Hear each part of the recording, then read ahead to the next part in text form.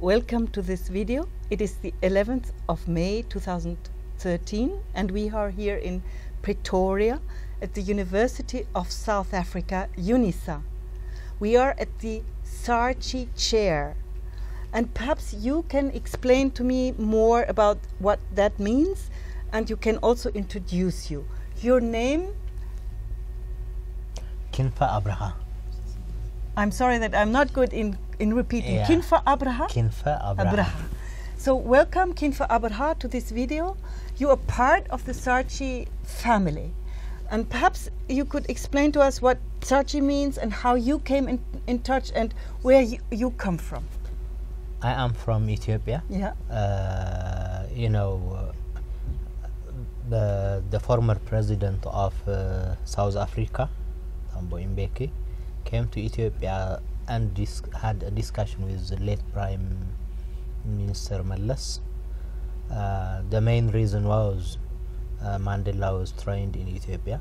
Ethiopia has never been colonized, and in that discussion the Prime Minister of Ethiopia asked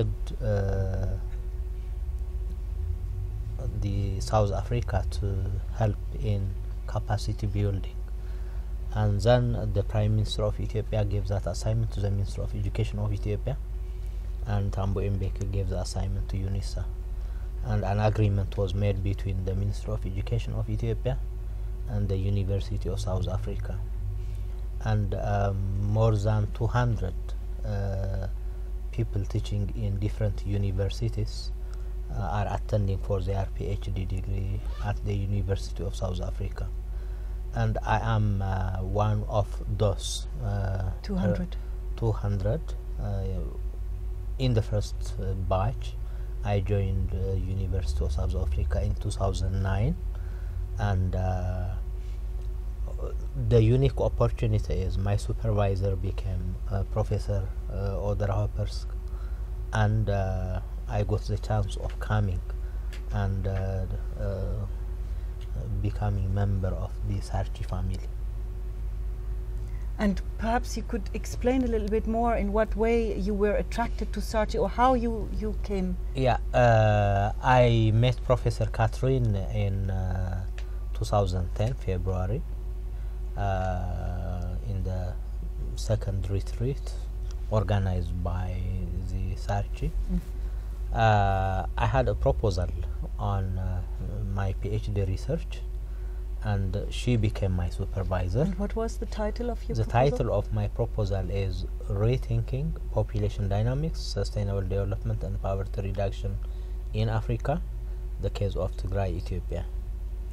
And I started that before 3 years exactly, and now I am on the way, and I have completed. And you have graduated? I am graduating on Tuesday. On Tuesday? May 14th. So we wish you all the strength you need. Thank you. You still need to prepare perhaps a bit, and you will go back to Ethiopia today, or? No, the graduation is on Tuesday. I came for that Oh, it's graduation. here. Okay, Yeah, it's here. Yeah. Of course, yes. Yeah. So we really wish you all the best. Okay, and thank what you. you were already sharing before, that you are embedded in Ethiopia in not just one university, but what you explained, that it's going further than just one university. Yeah, what happened was, when I came here, the methodology that SARChI was using was very unique. There was peer review mechanism. It was students from different disciplines were presenting their progress report, and then everybody had an input on that. Then after I came, I went to Ethiopia. I introduced that mechanism in Mphahlele University. I am teaching in a university by the name Mphahlele University in the northern part of Ethiopia. Okay. Then there are about 20 students who are attending for their PhD at UNISA, and they haven't got such an opportunity. So what we did is we organized ourselves. We meet every month, and everybody reports 5 minutes progress report, and then 2 out of this again make detailed presentation of the research. So the program which is used here is already we are using in that university, and people attending their PhDs in different universities are also doing the same. In that case, at the end again, when I submitted my thesis on June 2012. After that, I came with an idea of establishing an institute, exactly with what I worked in my PhD, population and Institute of Population and Sustainable Development. I developed a proposal. I submitted it to the university management, and it had a lengthy process. There are some inbuilt mechanisms of establishing institutes, but now it is in the last final stage. Oh, congratulations. Yeah, thank you. And on April 26, 2013, we had some sort of launching workshop, and it was very interesting process. And if you think of, as I said before, I'm co-founder of the World Dignity University Initiative, and we are really thinking of bringing the best to the world, the best from all corners of the world. Yeah. And if you were now to speak to the students of the world from South America, from Europe, from America, from Asia, what is your gift to the world? Your message? There is a view. There are three views in regard to population. The impact of population grows in the sustainable development and poverty reduction process.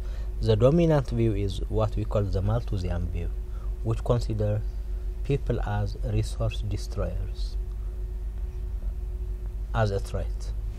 But no empirical evidence shows that. The ultimate resource that we have in the globe are people.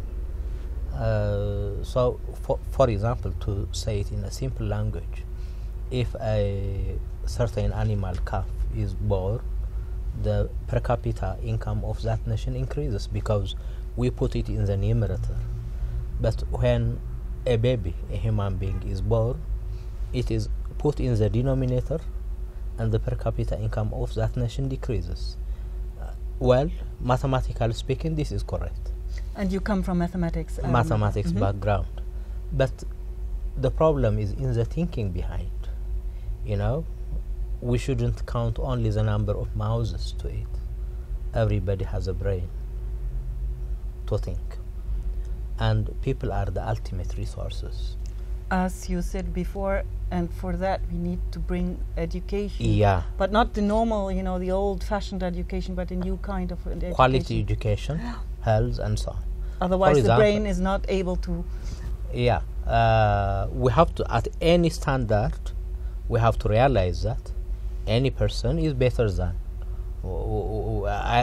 Is a resource, regardless of the contribution to the globe. But in order to make that contribution significant enough, I think we have to assist the developing world in terms of enhancing their quality of education, in health interventions, and so on. Otherwise, for example, if we consider Africa, it's for the first time that the population is becoming 1 billion. No doubt that human beings originated in Africa. And the lifestyle, the quality of life of the people in Africa is changing radically. So there is no negative correlation between population growth and poverty reduction or sustainable development. And no empirical evidence shows that people are resource destroyers. There are so many studies which show that. In fact, all of these studies, the problem is we are dominated with perceptions which are not based on facts. So, for example, instead of Africa can fill the gaps that the world is facing now in terms of human power, but meaning the developed world particularly has to assist Africa mainly in the social services, focusing to quality education. Thank you. I think this is a very important conclusion, quality education. Thank you so very much. Thank you so very much. Thank you for giving me So this we wish you all the opportunity. best now for Okay. your graduation. Yeah, thank you. Okay. Thank you. Okay, Thank you. okay, Thank you. Okay, thank you.